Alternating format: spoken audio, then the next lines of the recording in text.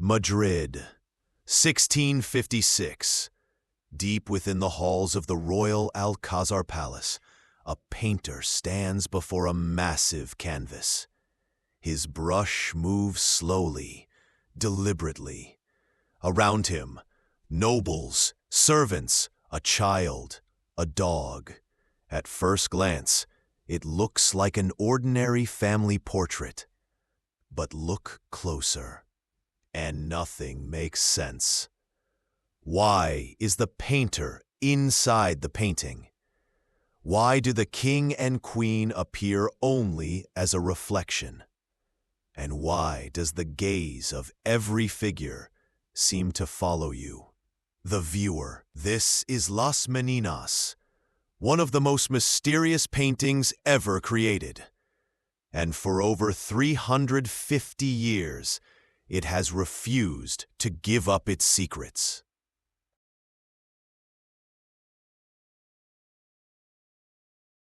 To understand Las Meninas, we must first understand the world that created it. Mid-17th century Spain was a fading empire.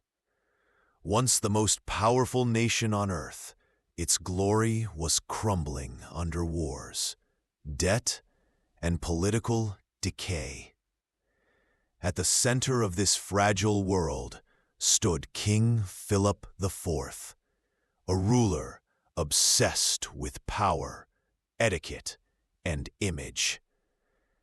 Art was more than decoration for him. It was a weapon of prestige. And no artist served that purpose better than Diego Velázquez.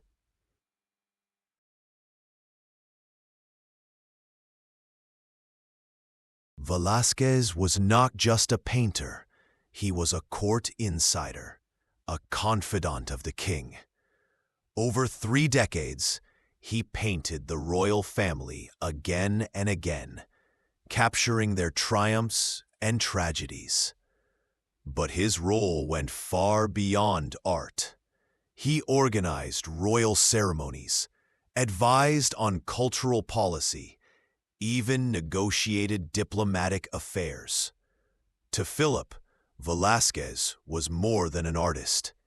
He was a mirror, reflecting the glory and dignity of the Spanish crown.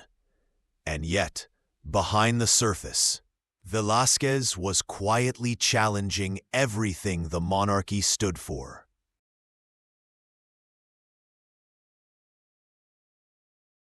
The Spanish court was a labyrinth of politics and vanity.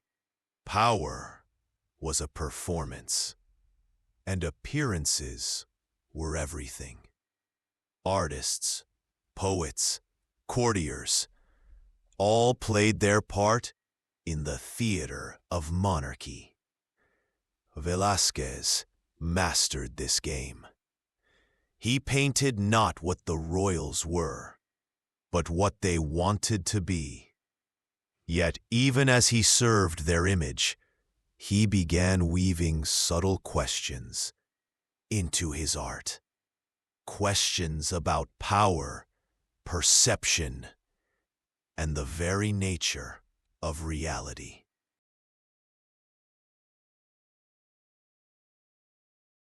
In 1656, Velázquez embarked on his boldest experiment yet.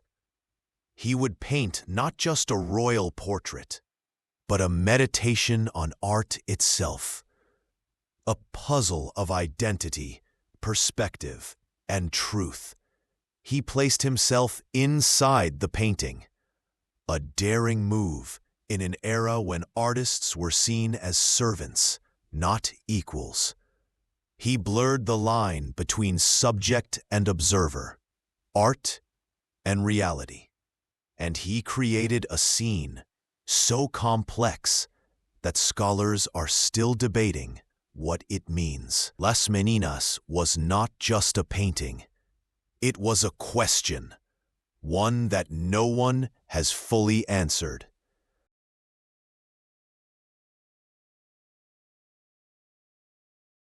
At first glance, Las Meninas seems chaotic. Too many figures, too many directions of gaze, no clear focal point. But every inch is carefully calculated. Velázquez is not painting a scene. He's staging a play. And we are part of the cast. The setting is his studio, inside the Royal Alcazar Palace. The huge canvas you see from behind is the painting he is working on. But we never see its front. And that's the first of many mysteries.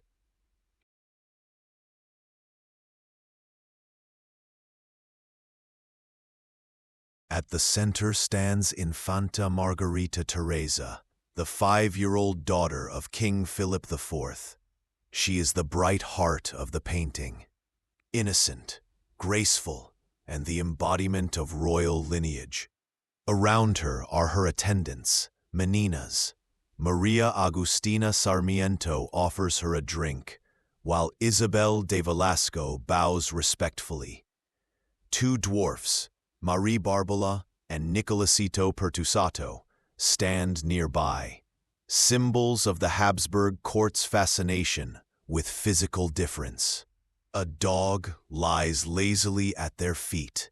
In the background, the court official José Nieto Velázquez pauses on the stairs, frozen between entering and exiting. A metaphor, perhaps, for the viewer's own uncertain place in this scene.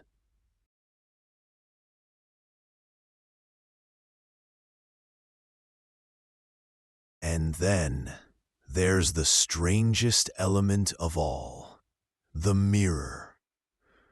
On the back wall, faint but unmistakable, are the reflections of King Philip IV and Queen Mariana. But they are not in the room. They are outside the frame, standing where we are. This flips the painting's entire logic. It suggests that Velázquez is painting them, and that we, the viewers, are standing in the royal position. Are we observing the court, or is the court observing us? Velázquez himself appears in the painting, brush in hand, calmly observing us. This was revolutionary. In the 17th century, artists were seen as craftsmen, mere servants of the court. But by placing himself alongside royalty, Velázquez made a bold statement. The artist is equal to kings. Some scholars even argue that Las Meninas is a self-portrait, not of his face, but of his status. A declaration that art is not service. Art is power. Las Meninas is more than a painting. It's a trap. It constantly shifts who is observing and who is being observed. Are we the audience? The subject? Part of the scene? It questions what art is and who it belongs to. Is it a record of reality, or does it create reality? And most importantly, where do we, the viewers, stand in this complex web of gazes? Velázquez built a painting that behaves like a living organism, one that changes depending on who looks at it. At its core, Las Meninas is a painting about perception, about how we see and how we are seen. It is a visual riddle that asks, who creates reality, the observer or the observed? 3 centuries later, philosopher Michel Foucault would devote the opening of his book, The Order of Things, to this painting. For Foucault, Las Meninas was not art. It was a theory of knowledge. It revealed how power, truth, and identity are constructed by perspective. Velázquez, without knowing it, had painted the future. A future where reality is shaped not by what is, but by how it is seen. The mirror in Las Meninas is not just a clever trick. It's a weapon. It shows that those who hold power are not passive subjects of representation. They watch. They judge. They define the gaze. The painting becomes a metaphor for monarchy itself, a system where everyone is being watched, yet no one knows who truly holds the power. Velázquez turns art into politics, a subtle reminder that seeing and controlling are deeply intertwined. Centuries after Velázquez, writers like Jorge Luis Borges would use Las Meninas as a metaphor for the infinite, a labyrinth of reflections where every reality hides another. Borges compared the painting to a story that rewrites itself with every reader. No matter how many times you look, it is never the same painting twice. Like a mirror that reflects another mirror, Las Meninas invites you into an endless hall of meanings. Las Meninas was not always celebrated. In the centuries following its creation, it was considered strange, even disrespectful. Critics argued it lacked clarity. Others believed Velázquez had overstepped by including himself alongside royalty. Some conservative factions in Spain even suggested hiding the painting from public view, fearing its ambiguous power dynamics undermined the monarchy. But the painting survived, and precisely because its ambiguity made it impossible to silence, the ripple effect of Las Meninas spread far beyond painting. Manet, Picasso, Dalí all studied and reinterpreted it. Picasso even created 58 versions of Las Meninas in 1957, calling it the most intelligent painting ever made. Filmmakers like Orson Welles and Alfred Hitchcock referenced its framing techniques. Even modern TV series and music videos borrow its composition. The idea of the observer inside the frame, pioneered by Velázquez, is now a cornerstone of visual storytelling. In a world obsessed with answers, Las Meninas thrives on questions. It refuses to tell us who is painting whom, who is watching whom, or even what reality is. And that is its greatest power. It doesn't give us conclusions. It gives us perspective. It teaches us that truth is not a fixed point, but a shifting mirror, one that changes depending on where we stand. When Velázquez died in 1660, Las Meninas remained in the royal palace, a quiet masterpiece admired only by a select few. For more than a century, it was treated not as a revolutionary work, but as a clever royal portrait. It wasn't until the 18th and 19th centuries that art historians began to realize its depth. As philosophy, optics, and psychology advanced, Las Meninas revealed more of itself. The painting was not static. It evolved with our understanding of vision and reality. In the 19th century, Las Meninas found a new home, the Museo del Prado in Madrid.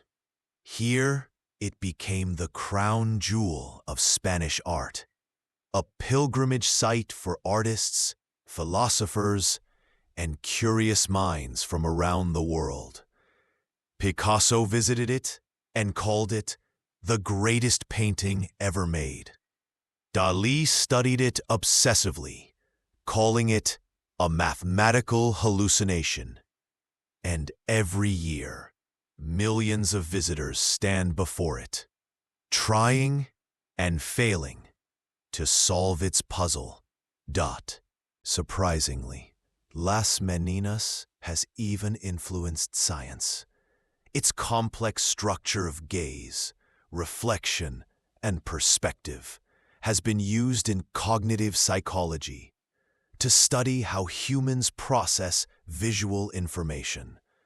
Architects and engineers use its composition as a model for how space and light interact.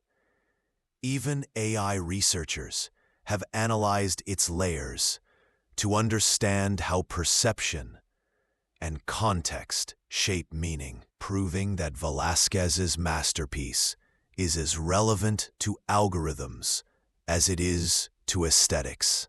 In the modern era, Las Meninas has become a cultural icon. Artists reinterpret it endlessly, from Picasso's 58 variations to contemporary feminist and political versions that question power and identity. The painting continues to spark debates about art's purpose. Is it a reflection of reality, a critique of society, or a mirror in which we see ourselves? In the end, Las Meninas is not about kings or courtiers. It is about us. Every time we look at it, it looks back, forcing us to confront questions about who we are, what we see, and how we understand reality. It is art that does not give answers, but demands them.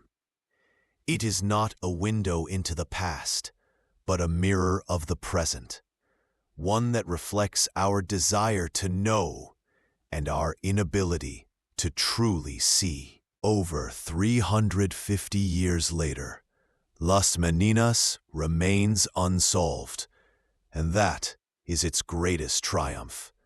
It is not a puzzle with a solution, but a mystery with no end. Velázquez dared to paint not just a scene, but an idea, that reality, power, and truth are never fixed. They shift, they change, and they depend on us. This is why Las Meninas is not just the greatest painting of the Spanish Golden Age. It is one of the greatest achievements of the human mind, a timeless reminder that art's greatest power is not to show us the world, but to make us question it.